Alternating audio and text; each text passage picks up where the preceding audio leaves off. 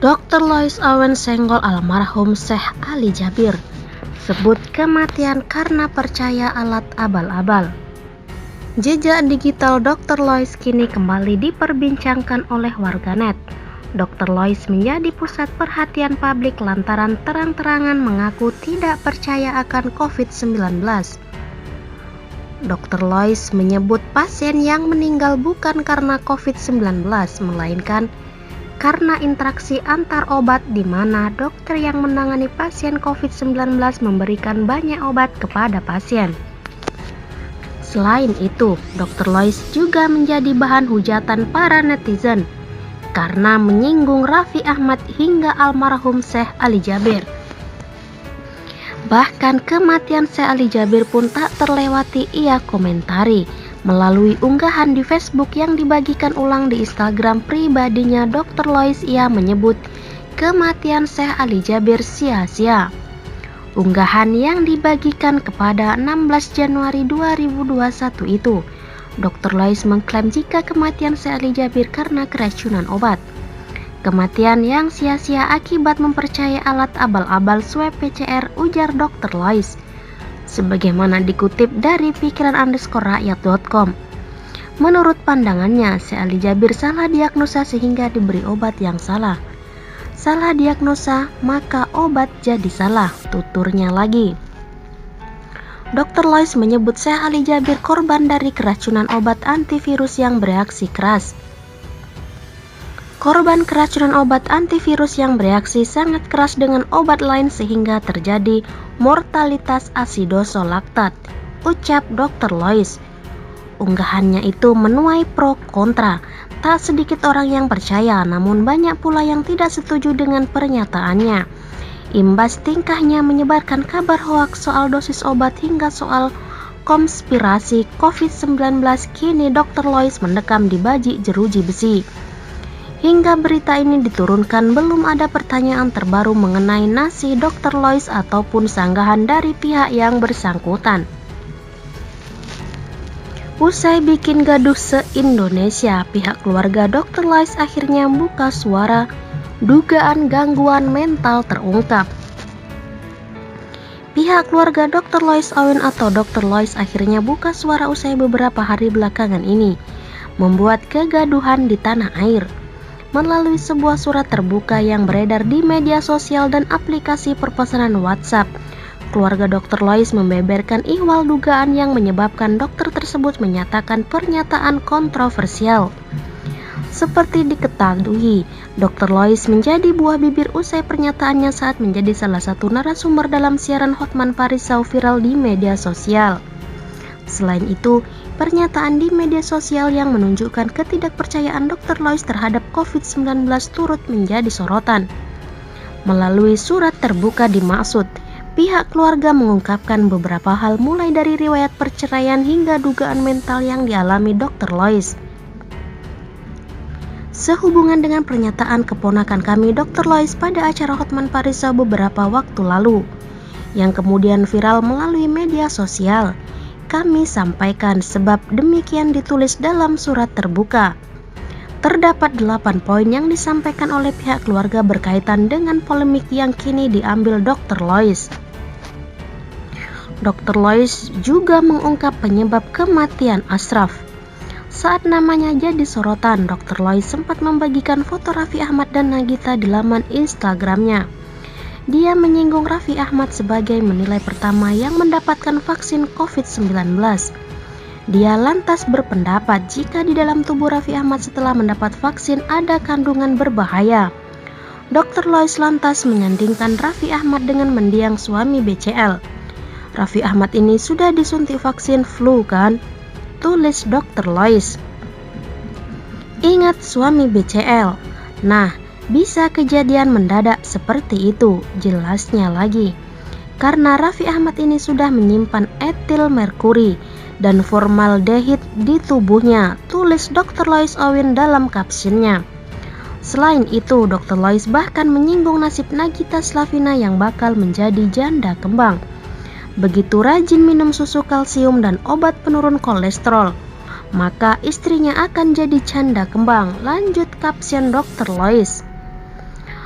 Dr. Lois dalam pengawasan. Setelah menjalani pemeriksaan, Dr. Lois justru dibebaskan oleh pihak Bareskrim Polri.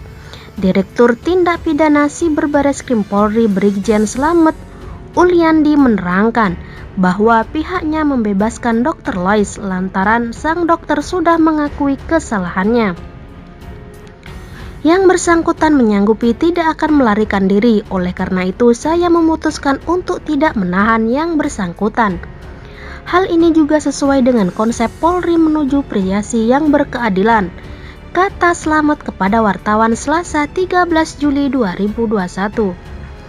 Setelah diperiksa, Dr. Lois akhirnya mengakui bahwa opini yang ia bagikan di media sosial perlu penjelasan medis. Dr. Tirta yang sempat menjadi saksi dan pelapor atas kasus tersebut ikut menanggapi pembebasan tersebut. Menurut Dr. Tirta, pihak kepolisian tak serta-merta membebaskan Dr. Lois atas kesalahan yang telah diperbuat. Faktor yang meringankan beban Dr. Lois adalah SKB 3 menteri terkait pedoman UU ITE. Kenapa Dr. Lois dilepas? Sebenarnya kasus Lois masih dipantau, tapi semenjak ada SKB 3 menteri untuk urusan hoak yang berhubungan sama beberapa pasal, ujar Dr. Tirta dikutip dari pikiran_rakyat.com dari Instagram. Dr. Tirta menyebut pihak kepolisian saat inilah yang mengedepankan mediasi daripada langsung memberi hukuman. Dia pun menegaskan hanya ingin Dr. Lois meminta maaf dari hadapan publik terkait pernyataan yang keliru. Meski Dr. Lois tak ditahan, Dr. Tirta menyebut pihak kepolisian akan tetap mengawasinya. Jika Dr. Lois mengulang maka akan diberi tindakan tegas. Apakah otomatis kasus berhenti? Tidak. Dr. Lois tetap dalam pengawasan polisi. Semua media sosial dia menjadi barang bukti dan tidak akan diaktifi. Kalau dia mengulang kembali baru deh tindakan tegas, ujar Dr. Tirta. Terkait tudingan yang menyebut Dr. Lois memiliki gangguan jiwa, Dr. Tirta memilih untuk tak ikut campur. Inilah pengakuan Dr. Lois Owin kepada penyidik Bareskrim Polri. Bareskrim Polri telah melakukan pemeriksaan terhadap Dr. Lois yang ditangkap Polda Metro Jaya karena menyebar kabar bohong terkait COVID-19. Kepada penyidik, Dr. Lois mengaku sudah berbuat salah. Direktur Tindak Pidana Siber Bareskrim Polri Brigjen Slamet Uliandi menerangkan, Dr. Lois sudah memberikan sejumlah klarifikasi atas pernyataannya selaku dokter atas fenomena pandemi COVID-19. Segala opini terduga yang terkait COVID-19 diakuinya merupakan opini pribadi yang tidak berlandaskan riset, kata Slamet dalam siaran persnya Selasa 13 Juli. Slamet menjelaskan, Lois membangun asumsi bahwa kematian pasien COVID-19 disebabkan interaksi obat yang digunakan dalam penanganan pasien. Kemudian, opini terduga terkait tidak percaya COVID-19 sama sekali tidak memiliki landasan hukum, tegas Slamet. Opini berikutnya soal penggunaan alat tes PCR dan swab antigen sebagai alat pendeteksi COVID-19 yang menurut Dr. Lois sebagai hal yang tidak relevan. Itu juga merupakan asumsi yang tidak berlandaskan riset, tambah Slamet. Slamet menambahkan, pelaku mengakui opini yang dia publikasikan di media sosial membutuhkan penjelasan medis, namun hal itu justru bisa karena di media sosial hanyalah debat kusir yang tidak ada ujungnya. Usai Dr. Lois diperiksa penyidik, kami dapatkan kesimpulan bahwa yang bersangkutan tidak akan mengulangi perbuatannya dan tidak akan menghilangkan barang bukti, kata Slamet. Sebab seluruh barang bukti kasus tersebut sudah dimiliki oleh penyidik. Diketahui Dr. Lois ditangkap polisi usai membuat unggahan di media sosial terkait pandemi COVID-19. Dr. Lois sebagai dokter menyebut kematian pasien COVID-19 bukan karena virus corona jenis baru itu, melainkan efek interaksi obat yang dikonsumsi.